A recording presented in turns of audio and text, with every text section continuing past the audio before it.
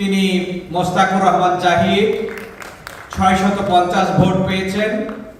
তার নিকটতম পজিশনে রয়েছেন শেখ নুরুদ্দিন আবিদ 170 ভোট।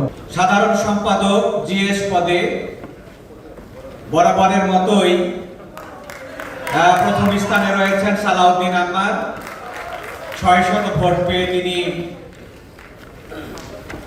এই পজিশনে রয়েছেন।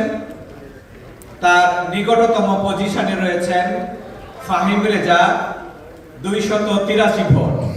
সহকারী সাধারণ সম্পাদক এজিএস পদে যিনি প্রথম স্থান অধিকার করেছেন S M Salman Sabbir 384 vote.